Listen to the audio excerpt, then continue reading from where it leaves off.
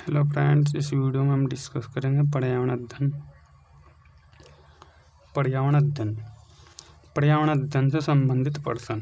तो प्रश्न नंबर 1 हमारे पास है, दिन और रात होने का प्रमुख कारण है। प्रश्न नंबर 1 क्या कहता है, दिन और रात होने का प्रमुख कारण क्या है।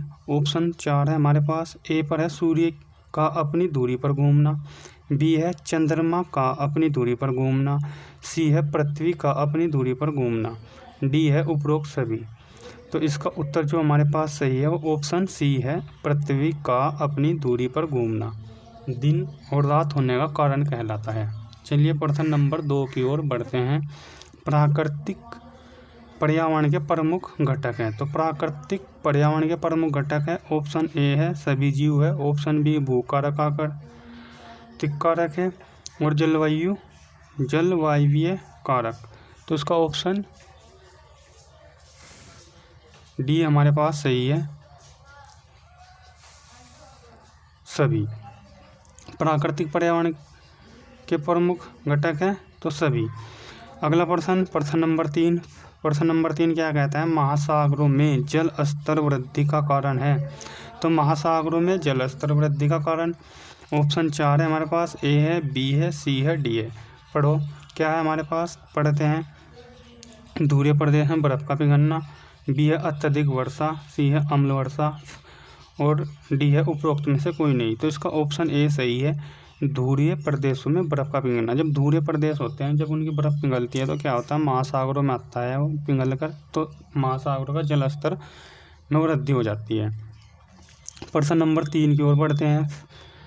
वन्य प्राणी सप्ताह प्रतिवर्ष मनाया जाता है। तो वन्य प्राणी सप्ताह प्रतिवर्ष मनाया जाता है, तो ये हमारे पास है इसका ऑप्शन सी सही है, अक्टूबर के प्रथम सप्ताह में 1 अक्टूबर से 7 अक्टूबर तक। अब प्रश्न नंबर 5 की ओर बढ़ते हैं। क्वासर कोर नामक रोग किसकी कमी से होता है। क्वासर कोर नामक रोग ये हमारे पास होता है ऑप्शन बी, प्रोटीन की कमी से। अगले प्रश्न होगी, प्रोटीन सबसे ज़्यादा किन में पाई जाती है। तो प्रोटीन सबसे ज़्यादा हमारे पास दालों में पाई जाती है। दालों में सबसे ज़्यादा प्रोटीन किस में पाई जाती है, दालों में पाई जाती है। क्लियर, कोई डाउट। प्रश्न नंबर 6 की ओर बढ़ते हैं। प्रश्न नंबर 6 क्या कहता है हमारे पास, एक पोषण स्तर से दूसरे पोषण स्तर पर ऊर्जा का कितना भाग स्थानांतरित होता है। तो 4 ऑप्शन है। 25% भाग स्थानांतरित होता है, बी पर है 10%, सी पर 15% और डी पर 50%। तो इसका ऑप्शन क्या है हमारे पास, बी यानी 10%। अब एक पोषण स्तर ये है, एक पोषण स्तर ये है, तो इसे इस प्रकार, इसका ऑप्शन तो हमारे पास बी सही है। तो जब एक पोषण स्तर से ऊर्जा कितना प्रतिशत जाएगा, 10%। इसे क्या कहते हैं हम, इसके अन्य पॉइंट है हमारे पास। पॉइंट है, इसे 10% का नियम भी कहते हैं। 10% का नियम भी कहते हैं। क्या कहते हैं, 10% का नियम भी कहते हैं। 10% का नियम किसने दिया इसे दिया है हमारे पास लिंडमान ने।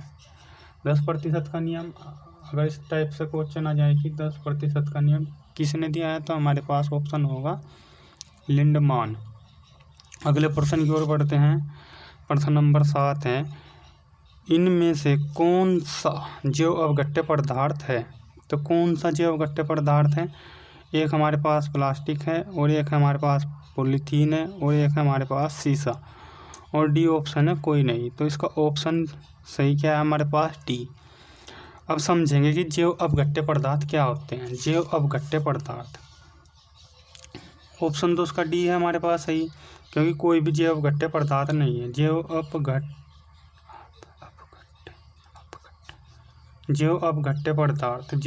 पदार्थ क्या कहलाते हैं, वे पदार्थ होते हैं। यानी क्या होते हैं, वे पदार्थ जो जैविक रूप से क्या होते हैं, जैविक रूप से सरलता से नष्ट हो जाते हैं। सरलता से नष्ट हो जाते हैं। तो हमने पॉइंट क्लियर करा है कि जैव अवघट्य पदार्थ क्या होते हैं। तो ये हमारे पास होते हैं वे पदार्थ होते हैं जो जैविक रूप से सरलता से नष्ट हो जाते हैं। क्या होते हैं? सरलता से नष्ट हो जाते हैं, जैविक रूप से सरलता से नष्ट हो जाते हैं। अब देख लो ऑप्शन डी, इसलिए इसका सही है, कोई नहीं, क्योंकि ये सरलता से नष्ट नहीं होते जितने ऑप्शन है हमारे पास। अब चलते हैं अगले प्रश्न नंबर 8 की ओर। समुद्र का कितना प्रतिशत जल पीने योग्य है? तो इसका ऑप्शन बी आ जाएगा हमारे पास, 0.65% पीने योग्य है। चिपको आंदोलन किससे संबंधित है? चिपको आंदोलन किससे संबंधित है? तो 4 ऑप्शन है हमारे पास, तो ऑप्शन ए सही है, वन संरक्षण से। चिपको आंदोलन क्या है हमारे पास? वन संरक्षण से संबंधित है। अब प्रश्न नंबर 10 की ओर बढ़ते हैं। लंदन धूम पाया जाता है, तो ज़्यादा डिस्कस ना करते हुए सीधा ऑप्शन इसका डी सही है, शीतकाल में सुबह के समय। लंदन धूम कोहरा होता है, जो कोहरा वो शीतकाल में सुबह के समय पाया जाता है। लंदन धूम पाया जाता है शीतकाल में सुबह के समय। प्रश्न नंबर 11 है हमारे पास। पौधे और जंतु की संकटग्रस्त प्रजातियों को प्रदर्शित करने के लिए IUCN ने निम्न पुस्तक तैयार की, तो कौन सी पुस्तक तैयार की? इसका option number B, red data book. आगे बढ़ते हैं। प्रश्न नंबर 12 क्या कहता है हमारे पास? ओजोन परत की मोटाई नापने की इकाई है, तो ओजोन परत की मोटाई नापने की इकाई क्या है हमारे पास? ऑप्शन सी है, डाबसन इकाई। प्रश्न नंबर 13, वायुमंडल की सबसे निचली परत कहलाती है, तो वायुमंडल की सबसे निचली परत क्या कहलाती है हमारे? सौरमंडल। प्रश्न नंबर 14 क्या कहता है हमारे पास? काजीरंगा राष्ट्रीय उद्यान प्रसिद्ध है, किसके लिए प्रसिद्ध है? तो ऑप्शन सी, एक सींग वाले गैंडे के लिए। कहाँ पर पाया जाता है? काजीरंगा, असम में। नीली क्रांति संबंधित है, तो ऑप्शन सी, मत्स्य उत्पादन से।